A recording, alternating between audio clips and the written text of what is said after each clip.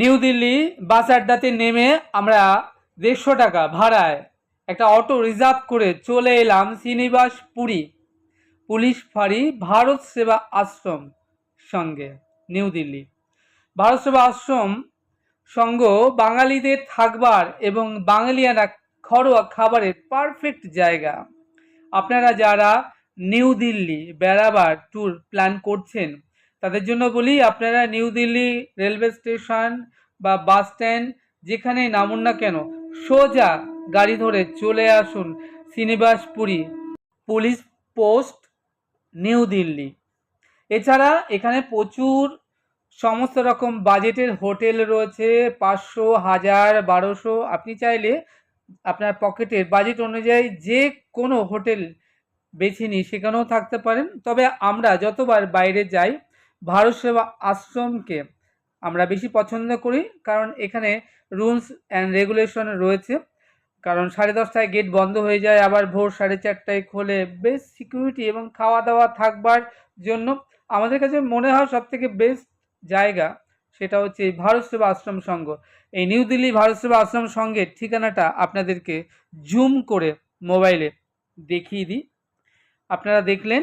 আর এই নিউ দিল্লির ভারত সেবা আশ্রমের অপর নাম জোড়া হাতিওয়ালা মন্দির। এই যে মূল মন্দিরের ফটকে ঢুকতে দুদিকে দেখুন দুটো বড় বড় জোড়া হাতি রয়েছে, এই জন্য এটাকে জোড়া হাতি মন্দির নামেও বিখ্যাত। এছাড়া আপনি কালীবাড়িতেও থাকতে পারেন, কালীবাড়িও বাঙালিয়ানা খাবার থাকবার জন্য সর্বোত্তম জায়গা।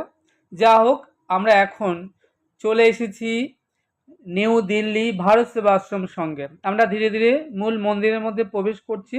সামনে ঢুকেই আমরা দেখতে পেলাম বিরাট এই ভারত সেবা আশ্রমের প্রতিষ্ঠাতা আচার্য স্বামী প্রণবানন্দজি মন্দির, এবং ভেতরে তার বিরাট মন্দিরের চিত্রপট রয়েছে।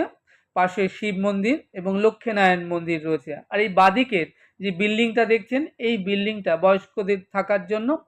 আর ডান দিকে যে দেখছেন 3 তলা, এই বিল্ডিংটা হচ্ছে যাত্রী নিবাস। আর এই একদম নিচের ফ্লোরে রয়েছে অফিস, আর অফিস থেকে বাদিকে সোজা হচ্ছে কিচেন এবং খাবার জন্য ভক্তদের ডাইনিং। যা হোক, আমি শ্যামসুন্দর আপনাদেরকে এই ভারত সেবা আশ্রম সংঘটা পুরো ঘুরিয়ে দেখাচ্ছি মোবাইলে ভিডিওগ্রাফির মাধ্যমে। দেখুন, আমি এখন দাঁড়িয়ে আছি নিউ দিল্লি শ্রীনিবাসপুরী ভারত সেবা আশ্রম সংঘের সামনে। আপনারা দেখছেন